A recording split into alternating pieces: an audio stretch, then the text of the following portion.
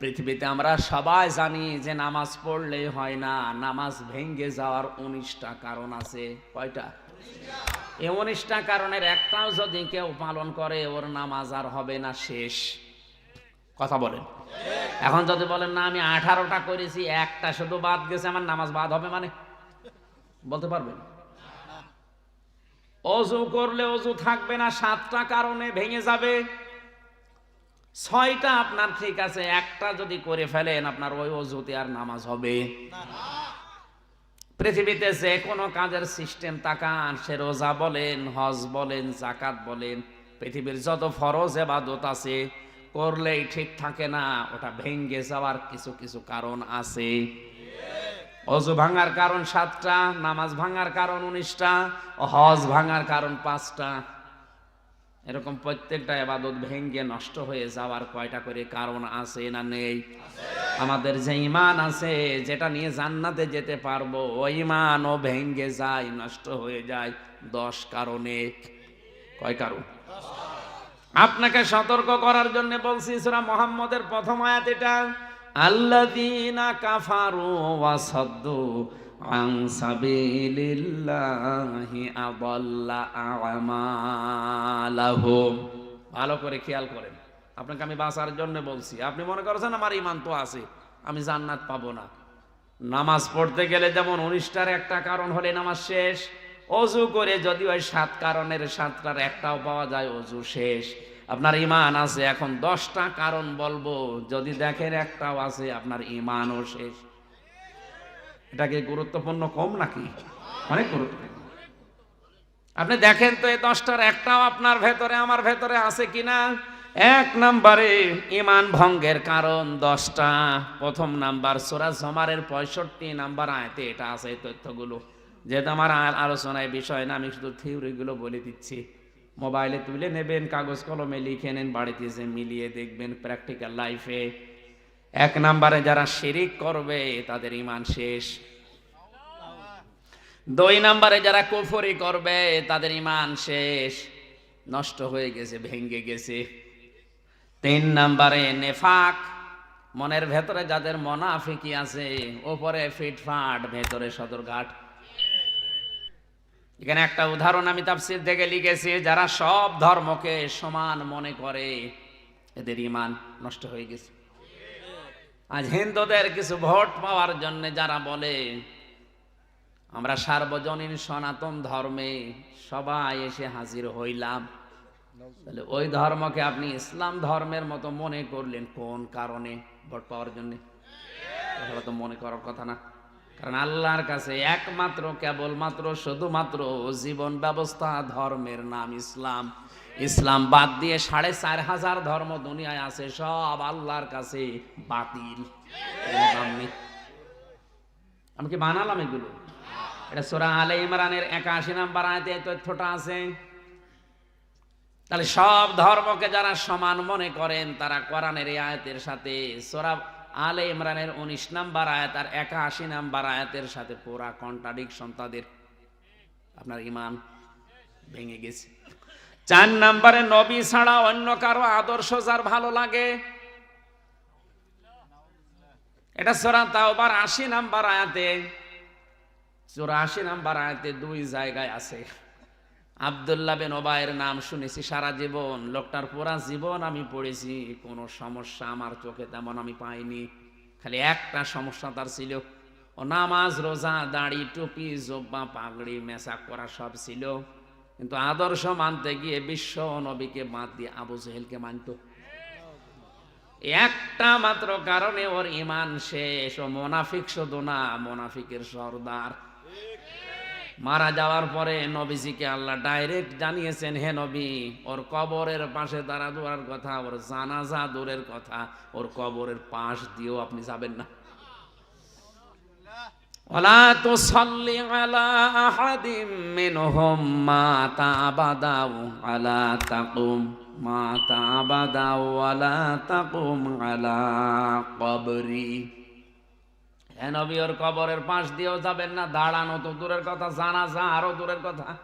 আমার মনে হয় আয়াত পড়ার পরে যতটুকু মনে হচ্ছে, বাংলাদেশে যদি এখন কোরআন নাজিল হওয়ার সিস্টেম থাকতো, অনেকের জানাজা নসিব হইতো না, কারণ ধরা পড়ে যেত। এ লোকটার সব পেয়েছি আমি, ওর দাড়ি ছিল নবীজির মতো, ওর জব্বা ছিল নবীর মতো। আমির হামজার পেছনে না, ও নামাজ পড়তো রাসূলুল্লাহর পেছনে। নবীজির সাথে রোজা রেখেছে, ইফতারি করেছে, মসজিদে নববীতে, কাবা শরীফে নামাজ পড়েছে, সব ঠিক ছিল। শুধু আদর্শ মানার ক্ষেত্রে নবীকে মানতো না। রাজনৈতিক জীবনে ওর আদর্শ ছিল আবু জেহেল। এই আয়াতটা অনুযায়ী আর এর জীবনী অনুযায়ী বাংলাদেশে কত মানুষ মুনাফিক আপনি বলেন। কিছুদিন আগে একটা জরিপ পেয়েছিলাম, এই দেশে বিশ্ব নবীকে একমাত্র আদর্শ মানার মতো মানুষ 100 জনের 14 জন। কয়জন? 100 জনের 14 থেকে সর্বোচ্চ 15 জন যদি বাদ দেন, থাকে কত? 85 জন নবীজিকে শুধু নবী মানে, কিন্তু আদর্শ মানে না। তাহলে ওই লোকটা সব কিছু মেনেছে, আদর্শ নবীকে মানে না। এই জন্য যদি জাহান্নামে শুধু যাবে না, ও জাহান্নামের নিচে থাকবে। ইন্নাল মুনাফিকিনা ফিদ দারকিল আসফালি মিনান নার। এখানে যারা আলেম আছে জিজ্ঞাসা করেন আসফাল ইসমে তাফসিল, ও শুধু জাহান্নামে যাবে তা না, জাহান্নামের একেবারে নিচে যাবে। ইন্নাল্লাহা জামিউল মুনাফিকিনা ওয়াল কাফিরিনা ফি জাহান্নামা জামিআ। সূরা নিসা 5 নম্বর পারা 19 নম্বর পৃষ্ঠা 15 নম্বর লাইনের 140 নম্বর আয়াত। আল্লাহ তাআলা বলেন, অবশ্যই আমি আল্লাহ জাহান্নামে একত্রিত করব মুনাফিক আর কাফেরদের। আগে কার নাম? আরো জোরে বলেন। যে লোকটা তো ঈমানও গ্রহণ করেছে, কিন্তু ঈমানে ওর ভেজাল একটাই, ও আদর্শ হিসাবে রাজনৈতিক জীবনে নবীকে মানত না। এই গাজীপুরের 100 জনের পচা 80 জন ধরা খাবে। এই কথা বলেন, তার ভেতরে আমু হয়তো পড়ে যেতে পারে, কারণ আমার আদর্শ হিসাবে বিশ্ব নবীকে ভালো লাগে না। আমার আদর্শ হয়ে দাঁড়িয়েছে আমার বাবা, আমার চাচা, আমার দাদা। তার আদর্শ আবু জেহেল রাজনৈতিক জীবনে। এজন্য যদিও জাহান্নামের নিচে যায়, তা আপনি কোথায় যাবেন? ফতোয়া হামজারে জিজ্ঞাসা করা লাগবে না, আপনি নিজের কাছে জিজ্ঞাসা করেন। আপনার ঈমান নেই, আপনি মুনাফিক, ভেঙ্গে গেছে ঈমান। যারা রাসূলের আদর্শের চাইতে অন্য আদর্শকে ভালো মনে করে, তাদের ঈমান ভেঙ্গে যায়। কি হয়?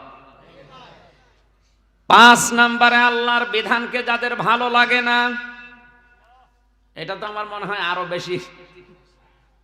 আল্লাহর বিধানকে যাদের ভালো লাগে না, কোরআনে কারিম প্রচার করো, বাধা দিও না, তাহলে আমল ব্যর্থ হয়ে যাবে। এ কথা কার? এই মাহফিলটা নিয়েই বসেন তো, এখানে কোরআন প্রসার হবে, এই উদ্দেশ্য ছাড়া এদের আর কোনো উদ্দেশ্য আছে বলে আমার মনে হয় না। এরা লাভবান হবে, এক একজন 10 কোটি টাকার মালিক হবে, এরকম কিছু নাকি? এদের একই উদ্দেশ্য যে কোরআনের লাগায় প্রসার হবে, মানুষ কোরআনের কাছে আসবে। আল্লাহর এই কথাটা সূরা মায়েদা 7 নম্বর পারা 1 নম্বর পৃষ্ঠার 83 নম্বর আয়াতে আছে। ওয়াইদা সামিউ মা উনজিলা ইলার রাসূলি তারা আ'য়ুনাহুম তাফিদু মিনাদ দামি'i মিম্মা আরাফু মিনাল হক ইলা আখির আয়াত। হে নবী, মানুষকে যখন কোরআন শোনাবেন, দেখবেন যারা কোরআনের মর্ম মানেগুলো উপলব্ধি করার চেষ্টায় আছে, যারা বুঝতেছে আল্লাহ কি বলে, ওদের চোখের দিকে তাকিয়ে দেখবেন ওরা কাঁদতেছে। আল্লাহর কথাগুলো বোঝার মতো যোগ্যতা যাদের আছে, ওরা নীরব নিস্তব্ধ হয়ে চিন্তা করবে, আর ভেতর থেকে এমনিতে কান্না আসবে, ওরা টেরও পাবে না। এখানে সবার চোখে পানি আসবে না। যাদের বোঝার মতো, উপলব্ধি করার মতো ক্ষমতা আছে, দেখবেন মনের অজান্তেই চোখ দিয়ে পানি পড়ছে। বিশ্ব নবী তো আমার তার জীবনী পড়ে দেখেছি, রাহিকুল মাকতুমে হাত তুলতে দেরি হতো, কোরআনের কথা শুনলে চোখ দিয়ে পানি আসতে দেরি হতো না। আর আমরা তার উম্মত, হাত তোলা না, ঠ্যাং তুলে বসে থাকলো, চোখে পানি আসে না, কারণ আমরা তো বুঝি না যে আল্লাহর বক্তব্য কি। আল্লাহর এইটাও একটা বিধান যে কোরআন প্রসার করো। এ বিধান কার? এই দিকে তাকে এলাকার যুবকেরাই আয়োজন করেছিল, যারা বুঝে হোক না বুঝে হোক বাধা দিয়েছেন। আল্লাহর কসম, আপনার ঈমান ভেঙে গেছে। আপনার মতো মানুষ মারা গেলে আপনার জানাজা দেওয়া, কবরে দেওয়া বেকার। আপনি এমনিতেও জাহান্নামে যাবেন, অমনিও জাহান্নামে যাবেন। কারণ ফাআহবাতা আমালাহুম, আমলের বহু বচন আমাল। যত আমল আপনি এর আগে করেছিলেন সব আল্লাহ ভেঙে ফেলেছে, নষ্ট করে দিয়েছে, ব্যর্থ করে দিয়েছে। সূরা মুহাম্মদের প্রথম আয়াত। এরপরও যদি বলেন ফতোয়া হচ্ছে না, এদিকে আসেন, ঝড়ি কোদাল দিয়ে আপনার ফতোয়া দিচ্ছে। 6 নাম্বারটায় পেয়েছি, দিনের কোনো বিধানকে কেউ যদি কটাক্ষ করে খারাপ ভাবে, এটা দিনের বিধান না? নফল ইবাদতের ভেতরে সর্বোত্তম বললাম। তাহলে এই বিধানটাকে যারা কটাক্ষ করলেন, ষড়যন্ত্র করলেন, আপনার ঈমান কিন্তু নষ্ট হয়ে গেছে। আপনি এখন আবার কালেমা পড়ে মুসলমান হন, নাই তো এরকম মুসলমান দাবি করছে যারা কোরআন বিরোধী, এদের জানাজা পড়াও জায়েজ নেই। আব্দুল্লাহ বিন উবাইয়ের জানাজা যদি জায়েজ না হয়, নবীর চাচা আবু তালেবের জানাজা যদি জায়েজ না হয়, চাচা মুশরিক ছিল। আজ যারা সজ্ঞানে স্বেচ্ছায় কোরআনের অনুষ্ঠানগুলো প্রচারে বাধা দিচ্ছেন, বন্ধ করে দিচ্ছেন, আমার মনে হয় আপনিও আব্দুল্লাহ বিন উবাইয়ের মতো। আপনার জানাজা কবরে দেওয়া জায়েজ হয় কি করে, আমার তো বুঝে আসছে না। হ্যাঁ, আমরা হয়তো লোক দেখানোর জন্য চাপে পড়ে করছি, কিন্তু আল্লাহ কবুল করবে না। কারণ নবীর চাচা আবু তালিব মারা যাবার পরে নবীজি নিজে তার কবরের পাশে দাঁড়িয়ে হাত তুলেছিলেন, আল্লাহ তুমি আমার চাচা আবু তালিবকে মাফ করে দাও, কারণ এই লোকটা সারা জীবন আমার পেছনে শ্রম দিয়েছে। হযরত জিবরাইল এসে বলে, হে নবী হাত নামান। কার জন্য হাত তুলেছেন? এটা আপনার চাচা, আমি জানি। এ সারা জীবন আপনাকে বাড়িতে রেখে লালন পালন করেছে, পিঠে নিয়ে, মুখে নিয়ে, বুকে নিয়ে মানুষ করেছে, দেখেছি। কিন্তু লোকটা মুশরিক। লোক কি? সূরা তাওবার 113 নম্বর আয়াতটা নাযিল হয়, মা কানা লিন নাবিয়্যি ওয়াল্লাযীনা আমানু আইয়াস্তাগফিরু লিল মুশরিকিন ওয়ালাউ কানু উলি কুরবা মিন বা'দি মা তাবায়্যানা লাহুম আন্নাহুম আসহাবুল জাহিম। আল্লাহ পাক বলেন, হে নবী, শুধু আপনার জন্য না, দুনিয়ায় কোনো ইমানদারের জন্যও এটা জায়েজ নেই, শোভনীয় নেই, উচিত নেই। এটা কখনো করবেন না যে কোনো মুশরিক মারা গেলে আমার কাছে ক্ষমা চাবেন, যদিও এটা আপনার নিকট আত্মীয়। যে নবী কোনোদিন হাত তুলেছে কবুল হয়নি এমন আমি পাইনি, মনের ভেতরে কামনা আসলেই কবুল হয়ে গেছে, সেই নবী হাত তুলে বসে আছে, আল্লাহ হাত ফেরত দিচ্ছে। চাচা মুশরিক, আর আমাদের চাচা টাটকা মুশরিক, মরে যাচ্ছে। 5টা 10টা গরু জবাই করে হুজুর দিয়ে দোয়া করে মনে করছে জান্নাত পেয়ে বসে আছে। জান্নাত, ও জাহান্নামও যাবে কিনা আল্লাহ জানে। আপনার বিবেকে কি বলে বলেন? নবীজির চাচাকে যদি আল্লাহ আয়াত নাজিল করে সতর্ক করে, আর হামজার চাচার কোন সিরিয়াল আছে? টাটকা মুশরিক মরে যায়, 20টা গরু জবাই করে দিল, লোকজন খাওয়া দাওয়া করে পায়খানা করে শেষ করে দিল, মনে করছে চাচা জান্নাত পেয়ে বসে আছে। এটা খালি খাওয়া দাওয়াই হয়, তাছাড়া কিচ্ছু হয় না। আর একটা বিষয় হচ্ছে, মানুষ মারা গেলে তার জন্য যা করা হয় সেটা আরবি নাম হচ্ছে সাদাকা। তার নাম কি? মৃত মানুষের জন্য যা করা হয় তার নাম কি? আরো জোরে, জোর হইল না, আর একবার বলেন। সাদকার মাল খাওয়া জায়েজ আছে, শুধু এতিম, মিসকিন, গরিব, অসহায় এদের জন্য। এই মাসলাকে আমি বানালাম, বলেন না কেন? তাহলে সাদকার মাল খাবে তারা যারা এতিম, মিসকিন, অসহায়, গরিব। 10,000 মানুষের আয়োজন করলেন, চাচা মরে গেছে এই কারণে। যারা আসতেছে 5,000 গাড়ি নিয়ে আসতেছে, উনি মরণের খাবার খেতে। ও কি এতিম, ও কি অসহায়? ওরে খাওয়ালে আপনারে খানা কবুল হবে? যাদের খাওয়া দরকার ওরা কিন্তু ভাগে খুব কম পায়, ওই শেষে একটা পায় কি না পায়, থালা নিয়ে আসে, থালা বাড়ি দিতে দিতে বাড়ি চলে যায়। আর যাদের খাবারের জীবনে কোনো অভাব নেই, মরণের খাওয়া খায়। আবার যদি জিজ্ঞাসা করেন চাচা কেমন খেয়েছেন, 10টা গোস্ত পেয়েছিলাম, দাঁতের ফাঁকা বন্ধ করতে শেষ হয়ে গেছে। দেখেন ওর দাঁতের ফাঁকা বন্ধ করতে কয়টা গোস্ত লাগে? কারণ ওর দাঁতের ফাঁকা ওইরকম। আর যারা 2 পিস দিয়েছিলেন ওর জীবনে দাঁতের ফাঁকা হয়নি। এইগুলো বন্ধ করেন। আপনি বেকার ধোকা খাচ্ছেন। হ্যাঁ, আমাদের কিছু খাবার দাবার হচ্ছে, আপনার কিছু হচ্ছে না। আপনি দেখেছেন আজ পর্যন্ত কোন হুজুরের বাড়িতে মিলাদ হয়? কারণ ও জানে যে ও ছাতা দিয়ে কোনো লাভ নেই, ও বেকার ওদের খাওয়াবো কোন কারণে। হ্যাঁ, আপনি মিলাদ না দিয়ে বেকার ওই টাকাগুলো দিয়ে যদি কোরআন শরীফ কিনে 10টা মানুষকে বলেন পড়েন, তারা কোরআন পড়লে ওই সওয়াবগুলো হয়তো পেতে পারে। কথা বুঝতেছে? কেউ লেখাপড়া করতে পারছে না, তারা 2000 টাকা দিয়ে বলেন যে এই যে বই কিনে নাও। কেউ মেয়ে দিতে পারে, বিয়ে দিতে পারে না, তারা 5000 টাকা দিয়ে বলেন যে একটা জিনিস কিনে নাও। এইটাই লাভ হবে। আপনি আন্দাজে 50,000 টাকা খরচ করেছেন, ওটা পানিতে ফেলা ছাড়া কিচ্ছু না। কারণ যাদের খাওয়িয়েছিলেন ওটা কবুল হয়নি, ওটা ওদের হক ছিল না, হক ছিল গরিব এতিম অসহায়দের। মাসলাটা বলে দিলাম, এখন আপনি কি করবেন দেখেন। আমরা যারা আলেম হুজুর আছি শুধু মিলাদ পড়িয়ে বেড়াই, আমরা নিজেরা মিলাদ কোনোদিন দেই না। আমার মিলাদ দেওয়ার দরকার নেই, আমার মিলাদের চাইতে বড় মিলাদ বসে আছে আমার বাড়িতে। সব চাইতে বড় পীর আপনার জন্য আপনার মা আর বাবা। এই 2 জন যদি দোয়া করে, নবীজি বলেন আল্লাহর আরশ পর্যন্ত যেতে আর কোনো বাধা নেই, যদি সাইজ দোয়া হয়। নবীজি বলেন কোন মা আর বাবা যদি মন থেকে কোনো দোয়া করে, ওটা সরাসরি আরশে যে ধাক্কা খায়। যতক্ষণ পর্যন্ত দোয়াটা কবুল না হয় আরশ তখন কাঁপতে থাকে। আল্লাহ পাক বলেন থামো, জবাব আসে আল্লাহ। বাংলাদেশ নামে একটা দেশ আছে, গাজীপুর জেলার জহির নামে একটা লোকের জন্য তার মা দোয়া করেছে। যতক্ষণ পর্যন্ত জায়েজ দোয়াটা কবুল না হবে ততক্ষণ পর্যন্ত আমি কাঁপা বন্ধ হব না। এই জন্য আসল যেটা পড়ে আছে বাড়িতে, এদের খোঁজ খবর নেওয়া দরকার। ইমান ভাঙ্গার 7 নাম্বার কারণ হচ্ছে যারা জাদুকর, যারা জাদু করে বেড়ায়, এ মানুষের ইমান নষ্ট হয়ে যায়। সারা বাকারার ভেতরে ঘটনাটা আছে।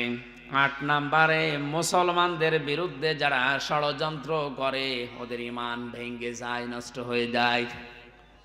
9 নাম্বারে কাউকে ইসলামের ঊর্ধ্বে যদি কেউ মনে করে তার ইমান সঙ্গে সঙ্গে ধ্বংস হয়ে যায়। আর যেটা বাংলাদেশে বেশি, অনেককে এখন ইসলামের ঊর্ধ্বে মনে করা হচ্ছে। নাকি বেশি বলে ফেললাম? 10 নম্বরে ইসলামের কোন বিধানকে কেউ যদি ঘৃণা করে, সূরা সেজদার 22 নম্বর আয়াতে তথ্য আছে, সূরা মুহাম্মদের 9 নম্বর আয়াতে তথ্য আছে। যেটা বললাম আপনি একটু মিলান। এই যে 10টা আল্লাহর পথে যারা মানুষকে বাধা দেয়, চলতে দিতে চায় না, এদের ঈমান আল্লাহ নষ্ট করে দেয়। আমার তো মনে হচ্ছে 10টার ভেতরে 10টা এখন আমাদের ভেতরে অলরেডি পাওয়া যাচ্ছে। আন্দাজে ঈমানের দাবি করে বসে আছে। ফেরেশতা যখনই বললেন আপনি রবের নামে পড়েন, নবীজি পড়া আরম্ভ করেছিলেন না, একবারে 5 আয়াত পড়লেন। বাড়িতে আসলেন, আসার পথেই তিনি দেখলেন আকাশ আর জমিন বরাবর একটা ফেরেশতা। নবীজি ভয় পেয়ে পালাতে আরম্ভ করলেন।